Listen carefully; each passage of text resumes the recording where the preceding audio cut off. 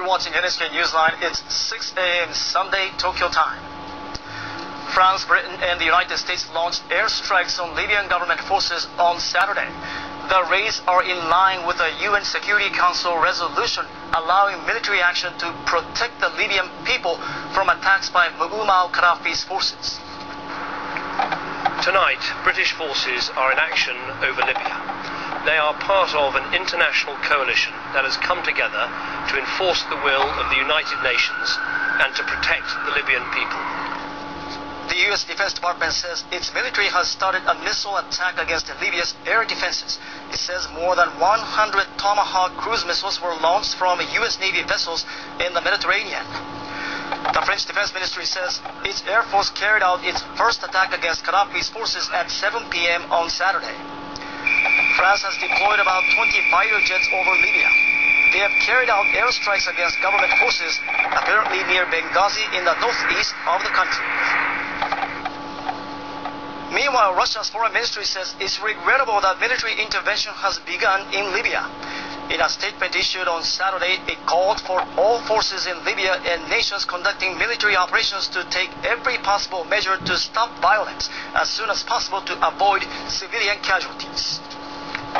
Firefighters have ended a 13-and-a-half water spraying operation to cool the number 3 reactor at the Fukushima Daiichi nuclear plant. The Tokyo Fire Department started the operation shortly after 2 p.m. on Saturday. The firefighters set up an unmanned vehicle in front of the plant that can spray seawater from a height of 22 meters. The water is being supplied through an 800-meter hose. Officials say the system will protect the firefighters from harmful radiation. All-out efforts are being made to cool down the storage pool for spent nuclear fuel rods to prevent it from leaking radioactive substances.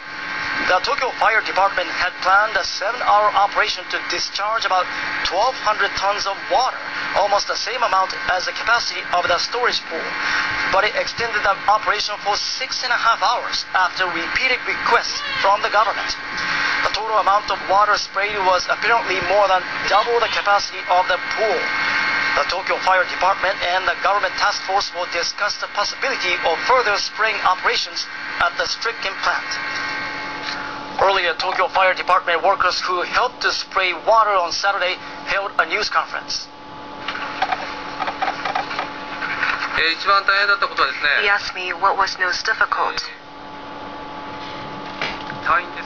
Well, it is my firefighters.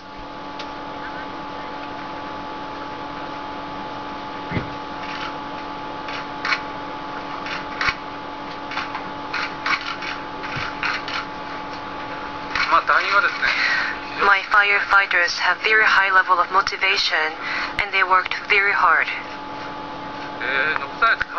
And they're left behind families.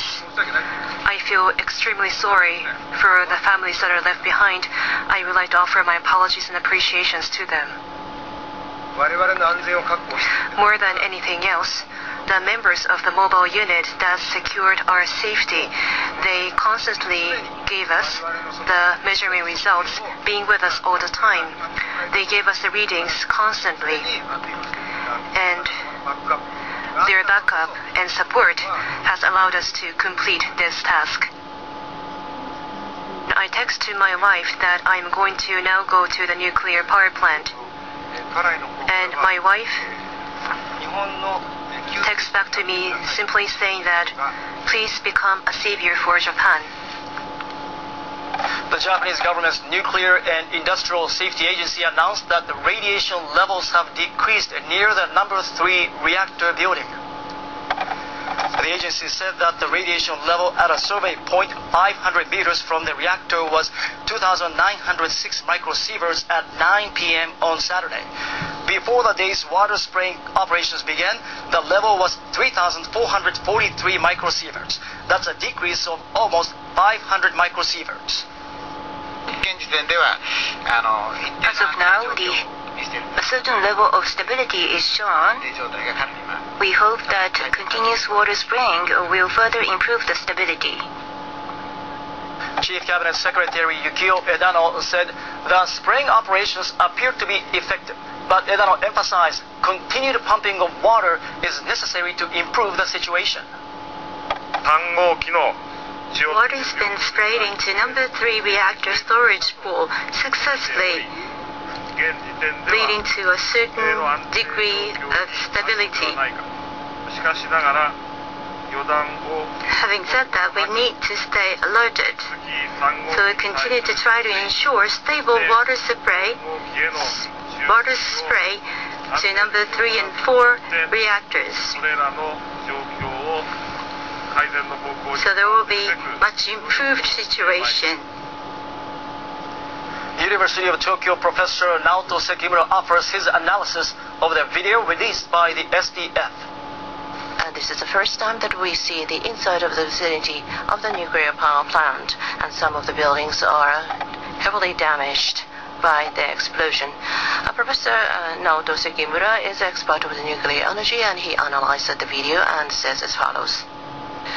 Due to the explosion, you can see that the building has largely been destroyed. It shows the impact of the magnitude of the explosion. And Professor Sekimura goes on to point out about how the third nuclear reactor was destroyed. This, you can see the destroyed part, and this the container vessel of the reactor, and the pool that stores the spent nuclear fuel is here. And the vessel container has 34 meters in height.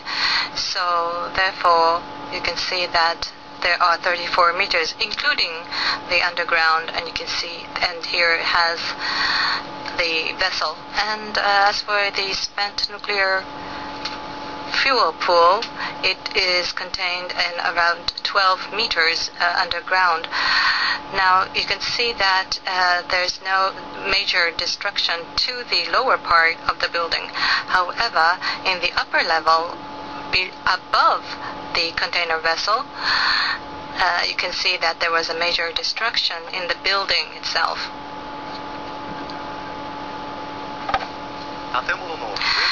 The upper part and the lower part of the building were destroyed in a different manner. And the professor says that in the first place, the building had a structure where the lower part is more stronger than the upper part.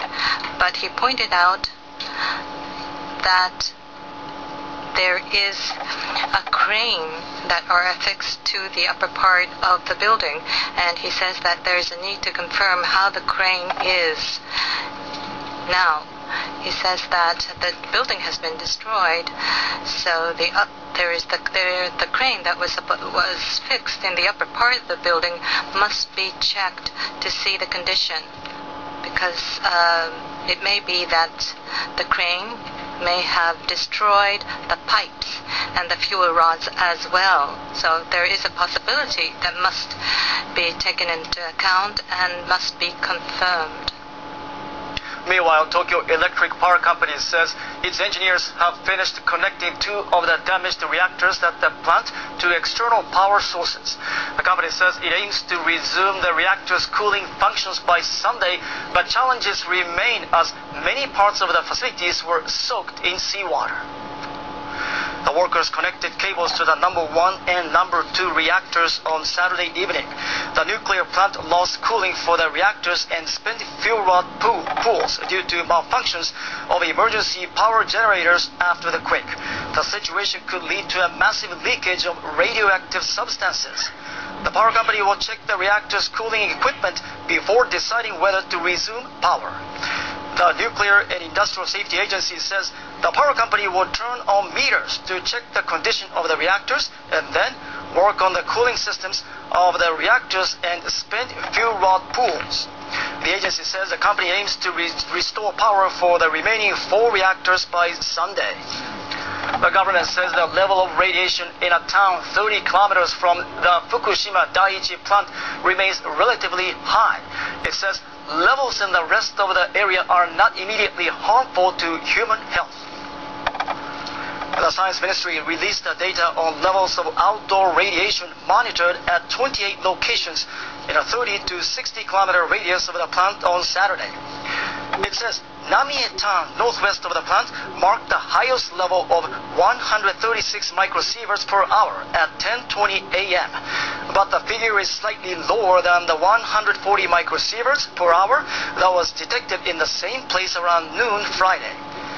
Associate Professor Keiichi Nakagawa of the University of Tokyo's Medical School says that if a person is exposed to a level of outdoor radiation of 140 microsieverts per hour for 1 month, the accumulated dose of 100,000 microsieverts would be harmful.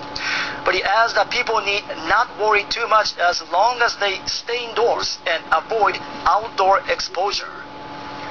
The number of dead from the quake and tsunami has reached over 7,000, the worst death toll in a natural disaster in Japan since World War II. Nearly 12,000 are still missing. Japan's National Police Agency says 7,653 deaths have been confirmed and over 11,700 people remain unaccounted for. The death toll exceeds that of the Great Hanshin earthquake in 1995, which killed 6,434 people. More than 250,000 people are taking shelter, mainly in 3 prefectures in the Tohoku region, northeastern Japan. Many of the shelters are short of food, water, and other essential supplies. Relief efforts are being hampered by a shortage of fuel for trucks and ambulances. Evacuees in the shelters are facing chilly weather. Weather officials warn that high tides are likely to last for 1 week from Saturday.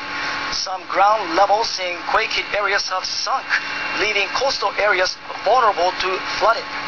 But officials say that threat from tides is not like that from a tsunami, as people will have time to act, given that sea levels will increase gradually.